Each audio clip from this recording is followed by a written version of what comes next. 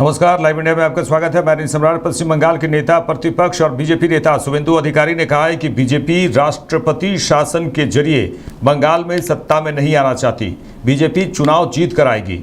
चुनाव के दौरान चुनाव आयोग को राष्ट्रपति शासन लगाना चाहिए, अन्यथा मतदान नहीं हो पाएगा। जहां भी हिंदू अल्पसंख्यक हैं उन्हें वोट नहीं करने दिया जाएगा। दीघा जगन्नाथ मंदिर विवाद पर उन्होंने कहा कि यह जगन्नाथ मंदिर नहीं बल्कि सांस्कृतिक केंद्र है। इसे सरकारी पैसे 250 करोड़ रुपए में बनाया गया है।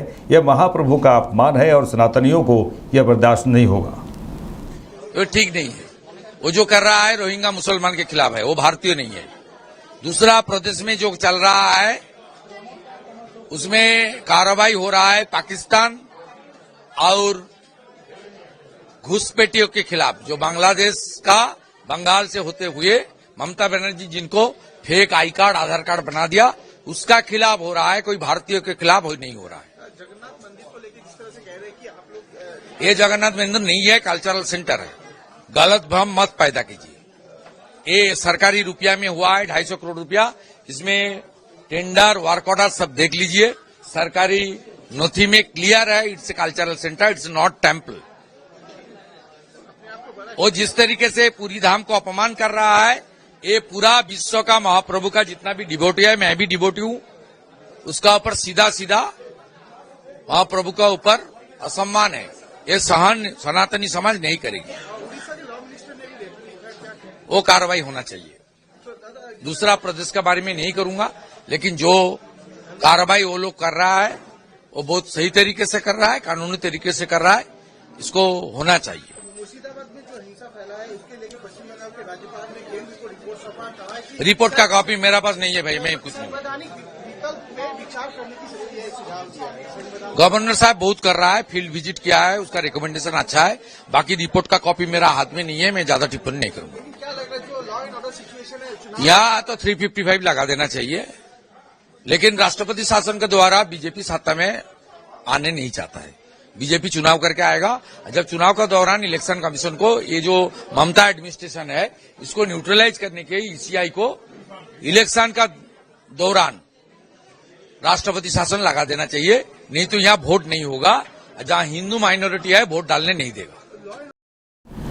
चलिए आगे बढ़ेंगे। कांग्रेस नेता सुप्रिया श्रीनेत ने कहा है कि आज रूस भारत के साथ खड़ा है और यह उस विदेश नीति का नतीजा है जो हर सरकार ने अपनाई है और जिसकी नींव पंडित जवाहरलाल नेहरू ने रखी थी। आज भारत के रूस से अच्छे संबंध हैं और यह पंडित जवाहरलाल नेहरू और इंदिरा गांधी की देन है। उन्होंने कहा है कि यह भारत और पाकिस्तान से ज़्यादा मानवता और अमानवीयता के बीच की लड़ाई है। पाकिस्तान भारत विरोधी ताकतों को संरक्षण देता रहा है। प्रधानमंत्री नरेंद्र मोदी को ऐसे ताकतों को मुंहतोड़ जवाब देना चाहिए। भारत के साथ आज रूस खड़ा है, ये हमारी उस विदेश नीति की देन है जिसको भारत की हर सरकार ने और जिसकी नींव पंडित नेहरू ने रखी थी। रूस के साथ हमारे अच्छे संबंध पंडित नेहरू की, इंदिरा जी की देन है। रूस के साथ हमारे अच्छे प्रगाढ़ संबंध उन सब सरकारों की देन है जिन्होंने पंडित जवाहरलाल नेहरू की विदेश नीति को फॉलो किया। कितना भी नेहरू जी को कुछ कह ले, मोदी जी ने भी वही काम किया है। एक तरफ ऐसे राष्ट्र हैं जो हमारे साथ खड़े हैं, दूसरी तरफ कुछ ऐसे दुष्ट राष्ट्र हैं जो पाकिस्तान का सहारा दे रहे हैं। ये लड़ाई भारत और पाकिस्तान से ज्यादा मानवता और अमानवीयता के बीच की लड़ाई है और हर वो जो भारत के साथ हर राष्ट्र जो खड़ा होगा वो मानवता का पक्षधर है। जिस तरह से पाकिस्तान लगातार देश विरोधी ताकतों को संरक्षण देता है, भारत विरोधी ताकतों को बल देता है, उनको पनाह देता है, इस तरह की हरकत हम किसी भी तरह बर्दाश्त नहीं करेंगे। हम उस पार्टी के लोग हैं जिस पार्टी की लीडर इंदिरा जी ने पाकिस्तान को सबक सिखाया था, उसके 2 टुकड़े कर कर। तो मोदी जी से राहुल जी ने पहले भी कहा है, हम फिर से दोहराते हैं, ऐसी कार्रवाई हो कि देश के खिलाफ उठने वाली ये ताकतों के होश पाए। अवैध बांग्लादेशी प्रवासियों के नेटवर्क का भंडाफोड़ करने पर दक्षिण पूर्व संयुक्त पुलिस आयुक्त संजय कुमार जैन ने कहा है कि हमने पिछले साल यह विशेष अभियान अवैध अप्रवासियों खासकर बांग्लादेशियों पर चलाया था। ये घुसपैठिए राष्ट्रीय सुरक्षा के लिए खतरा है और देखा गया है कि कई आपराधिक मामलों में भी इनकी संलिप्तता पाई गई है, इसलिए सुरक्षा की दृष्टि से यह अभियान चलाया गया। जैसा कि आपको मालूम है, हमने गत वर्ष ये स्पेशल ड्राइव इलीगल इमिग्रेंट खासकर बांग्लादेशी पे चलाई थी और उसका एक ही उद्देश्य था, ये इलीगल इमिग्रेंट्स, ये घुसपैठिए राष्ट्रीय सुरक्षा के लिए खतरा है और कहीं ना कहीं काफी देखा गया है, बहुत से क्रिमिनल केसेस में भी इनका इन्वॉल्वमेंट पाया गया है। तो सुरक्षा की दृष्टि से एक अभियान चलाया गया कि दिल्ली में इस प्रकार के इलीगल इमिग्रेंट, चाहे बांग्लादेशी हो या अदर कंट्रीज के हों, वो अगर पाए जाते हैं उनके खिलाफ हम कानूनी कार्रवाई, सख्त से सख्त कानूनी कार्रवाई करें।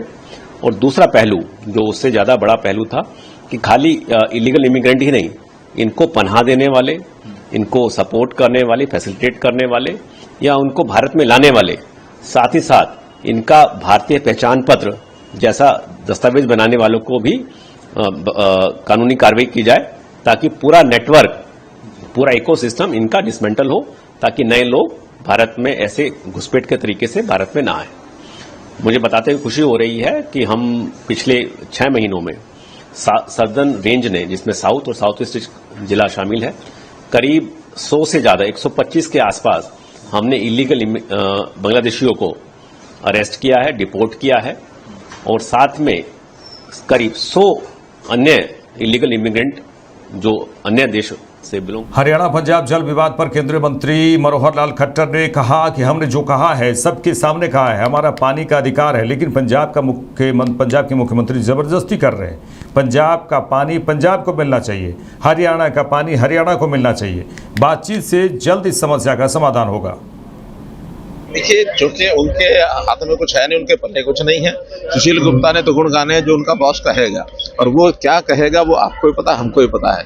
इसलिए एक कहावत है ना, घोंघुड़ा तो मिट्टी लाना, तो एक फर्ज अदायगी पूरी करने के लिए वो कुछ भी बोलेंगे, लेकिन उनको पता है कि उनकी कुछ चलने वाली नहीं है। और जो कुछ हमने कहा है वो ओपनली कहा है, कोई उनको अकेले में कहना ऐसा नहीं है। हमारे मुख्यमंत्री ने सारे विषय रखे हैं, हमारा पानी का अधिकार है, उस पानी के अधिकार को जबरदस्ती पंजाब का जो मुख्यमंत्री है वो उसको एक जबरदस्ती कर रहा है।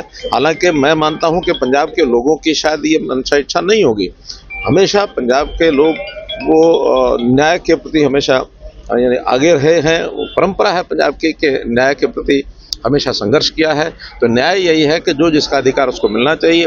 हम ये नहीं कहते कि पंजाब के लोगों का उनका अधिकार नहीं मिलना चाहिए। पंजाब का पानी पंजाब को मिलना चाहिए, हरियाणा का पानी हरियाणा को मिलना चाहिए, और ये निश्चित होगा। ऐसा केवल एक तरफा उनके कार्रवाई करने से कुछ होगा ऐसा नहीं है।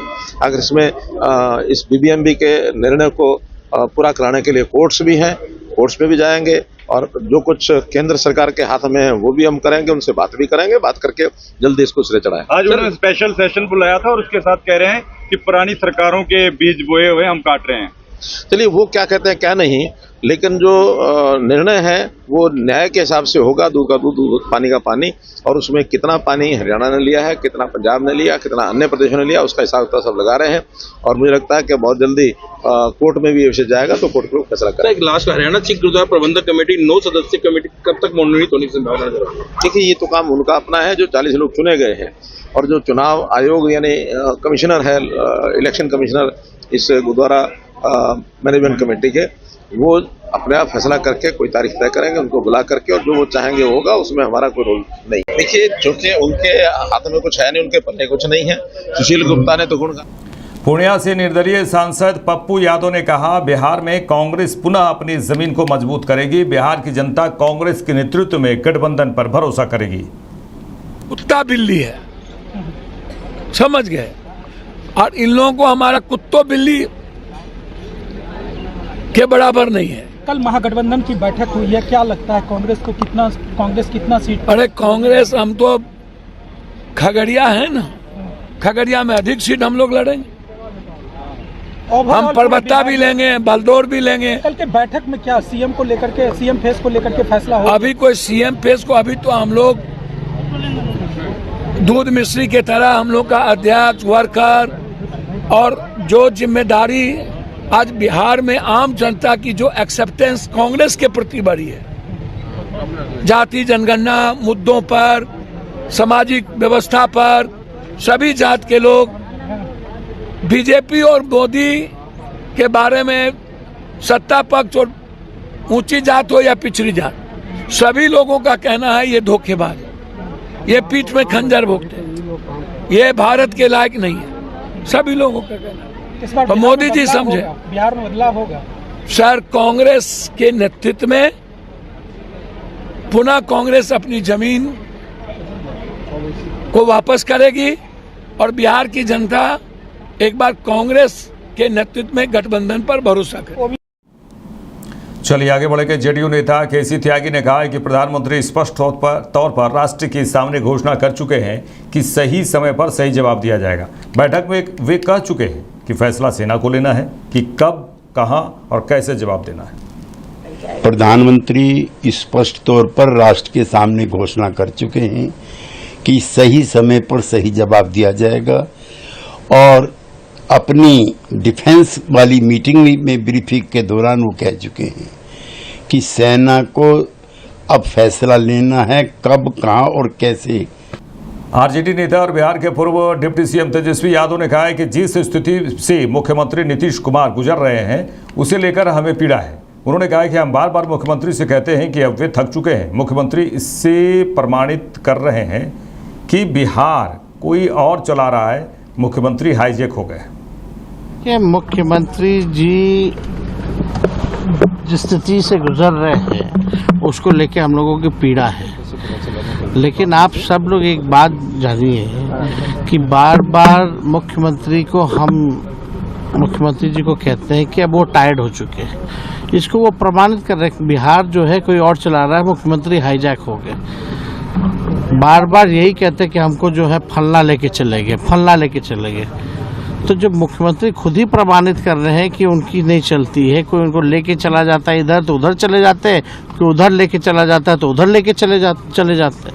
तो खुद को अपने आप को प्रमाणित कर रहे हैं मुख्यमंत्री कि अब वो खुद ही नहीं चल पा रहे हैं अपने मन से, तो वो बिहार कौन चला रहा है। सबसे बड़ा तो सवाल मुख्यमंत्री ने खुद के ही वक्तव्य में ही जो है प्रश्न जो है छोड़ दिया है कि भाई जो खुद पे जिसका कंट्रोल ना हो, इतना बड़ा गठबंधन का डिसीजन, सरकार बदलने का डिसीजन अगर वो नहीं ले रहे, कोई भी लेकर के चला जा रहा है, तो समझे बिहार कैसे चल रहा है।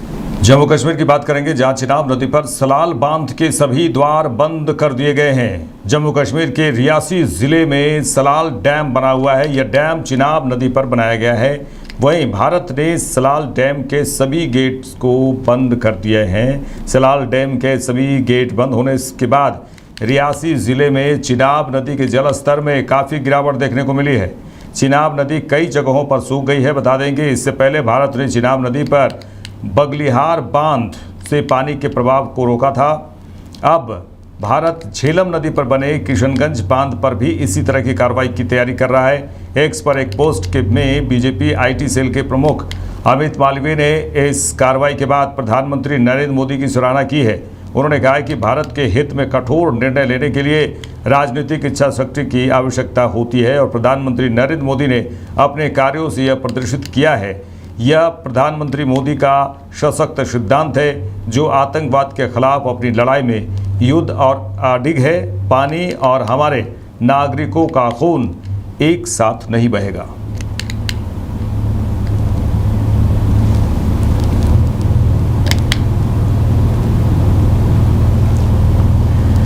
दिल्ली की मुख्यमंत्री रेखा गुप्ता ने कहा कि दिल्ली में सिविक एजेंसियों और सरकार द्वारा एनडीएमसी क्षेत्र में स्वच्छता अभियान चलाया जा रहा है। हमने सभी को एक संदेश दिया है कि दिल्ली में सफाई अभियान को दुरुस्त करने के लिए सबको अब सड़कों पर उतरना होगा। उन्होंने कहा कि सभी इस स्वच्छता अभियान में जुड़कर एक बेहतर दिल्ली, सुंदर दिल्ली को सामने लाने का प्रयास करें। उन्होंने कहा कि मैं समझाती हूँ कि साफ दिल्ली लोगों का अधिकार है। एक बड़ा स्वच्छता अभियान सभी एजेंसीज के द्वारा, सभी सिविक एजेंसीज के द्वारा, सरकार के द्वारा, हमारे सभी घटकों के द्वारा आज हम एनडीएमसी एरिया में यहाँ स्वच्छता अभियान के लिए आए हैं। ये सिंबॉलिक था, परंतु एक संदेश जरूर पूरी दिल्ली में हमने सभी अधिकारियों को दिया, सभी जनप्रतिनिधियों को दिया है कि दिल्ली में सफाई अभियान को दुरुस्त करने के लिए, स्वच्छता को ठीक से लागू करने के लिए सभी को अब सड़कों पे उतरना होगा। सभी अधिकारी, सभी जनप्रतिनिधि, सभी हमारी आरडब्ल्यू इस स्वच्छता अभियान में जुड़े और जुड़ करके एक बेहतर दिल्ली, सुंदर दिल्ली को सामने लाने का प्रयास करें। जगह जगह पे गंदगी हो, जगह पे मलबा कूड़ा पड़ा हो, वहाँ खुद भी खड़े होकर काम करना होगा अधिकारियों को, और जनता को यदि ऐसी कोई भी जगह है तो हमें बताना पड़ेगा कि कहाँ पे ऐसा कूड़ा अभी भी बैकलॉग में है या कहाँ पे अभी भी सफाई की जरूरत है। और उन सब चीजों को लगातार ये 20 दिन का अभियान दिल्ली नगर निगम, एनडीएमसी, दिल्ली सरकार, पीडब्ल्यूडी, हर एजेंसी के द्वारा किया जा रहा है। मैं ये समझती हूँ कि साफ दिल्ली दिल्ली वासियों का अधिकार है। और धन्यवाद देती हूँ आज अपनी एनडीएमसी की पूरी टीम को, चेयरमैन साहब को, कि जिन्होंने पूरी की पूरी एनडीएमसी में इतनी बेहतर सफाई व्यवस्था की है कि आज कूड़ा खोजना पड़ा कि भाई सफाई कहाँ करे। तो मंदिर प्रांगण में आकर हमने केवल भगवान के इस आंगन में हमने सिंबॉलिक ये कार्यक्रम किया, पर फिर भी मेरा यही निवेदन रहेगा दिल्ली वासियों से कि स्वच्छता अभियान में हर व्यक्ति जुड़े, सभी अधिकारी जुड़े, सभी जनप्रतिनिधि जुड़े, सभी आरडब्ल्यू जुड़े, संस्थाएं जुड़े। और विशेष रूप से जब हम कोई कार्यक्रम करते हैं, कोई भंडारा करते हैं, कोई जुलूस करते हैं, कोई रैली निकालते हैं, उस समय हमारी संस्था की भी जिम्मेवारी बन जाती है कि बाद में वहाँ कूड़े के अवशेष ना रहे। भंडारा किया तो पत्तल बिखरे हुए ना दिखे। तो ये मिलकर के सब करेंगे, अधिकारी भी ध्यान रखेंगे, जनता भी ध्यान रखेगी, तो दिल्ली बेहतर दिल्ली बन पाएगी, स्वच्छ दिल्ली बन पाएगी, हरी भरी दिल्ली बन पाएगी। धन्यवाद। सुप्रीम कोर्ट ने मुगल बादशाह बहादुर शाह जफर के वंशज की उनके घर पर कब्जे की मांग वाली याचिका खारिज कर दी है। अंतिम मुगल बादशाह बहादुर शाह जफर की परपोती सुल्ताना बेगम ने कहा कि हमने कभी लाल किले का नाम नहीं लिया, हमने केवल बहादुर शाह जफर का घर मांगा था। मैंने सुप्रीम कोर्ट से बहुत उम्मीद की थी कि मुझे वहां से इंसाफ मिलेगा, लेकिन आज वह उम्मीद भी खत्म हो गई। उन्होंने कभी बहादुर शाह जफर को लेकर उन्होंने कहा कि बहादुर शाह जफर कभी अपने देश से गद्दारी नहीं की, तो फिर मैं कैसे कर सकती हूँ। उन्होंने कहा कि मैं आपको बता दें कि पूरा मामला पश्चिम बंगाल के हावड़ा की। देखिए, हमने तो लाल किला का नाम नहीं लिया, ठीक है, क्यों? क्या हमने तो बहादुर शाह जफर का घर मांगा, और मुझको ये नहीं पता वो लाल किला है या फतेहपुर सीकरी है या जफर महल है, ये तो मुझको नहीं पता। मैंने तो घर मांगा, ये चीज तो सरकार जानती है। अब क्या करेंगे जब सुप्रीम कोर्ट तो सर्वोच्च न्यायालय है?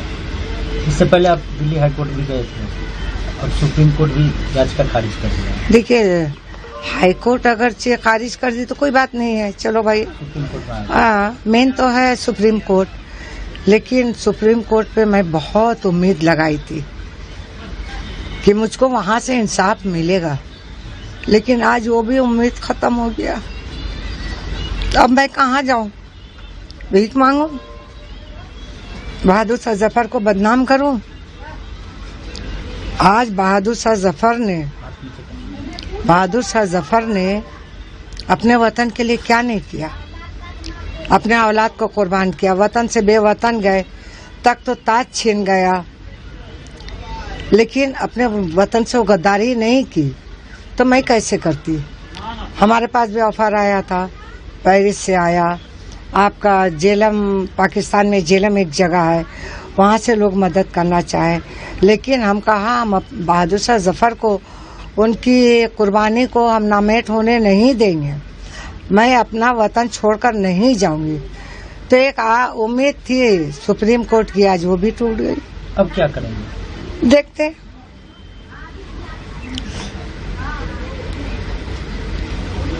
केंद्र सरकार से कुछ डिमांड करेंगे आप? देखते हैं, फिर कोई रास्ता निकालेंगे। अब कितना मायूसी? अभी तो फिलहाल मैं टूट गई एकदम।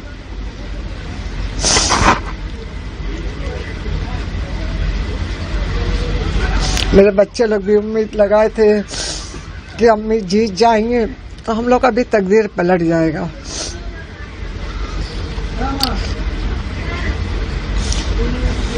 बहुत अफसोस है कि बहादुर शाह के ऊपर नजर हमने बेकार डाला, और वो भी अपने वतन से बेकार मोहब्बत किए।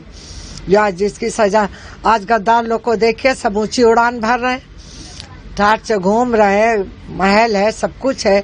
आज बहादुर शाह ने वफादारी की, तो आज उनका खानदान दर बदर की ठोकर खा रहे, उनकी आवाज को कोई सुनने वाला नहीं है। मैंने हर एक से मदद लेने के लिए मैंने इसलिए इनकार किया कि मुझे सुप्रीम कोर्ट पे उम्मीद थी कि यहाँ से मुझे मिल जाएगा, तो फिर क्या जरूरत पब्लिक से लेने के लिए। लेकिन अगर कहीं से कोई उम्मीद नहीं होगी तो आखिर में देखते मैं पब्लिक का सहारा लूँ। उत्तर प्रदेश सरकार में मंत्री ओम प्रकाश राजभर ने कहा है कि पहलगाम आतंकी हमले के बाद देश की जनता जानती है कि आतंकवादियों के खिलाफ कार्रवाई हो। ऐसे में गृह मंत्रालय लोगों को सचेत करने की कोशिश कर रहा है ताकि वे किसी भी हालत में घबराए नहीं। विपक्ष के पास नकारात्मक बातें बोलने के अलावा कुछ नहीं है। उन्होंने कहा है कि मैं उनसे कहना चाहता हूं कि वे देश और देश की जनता के हित के विषय में सोचें।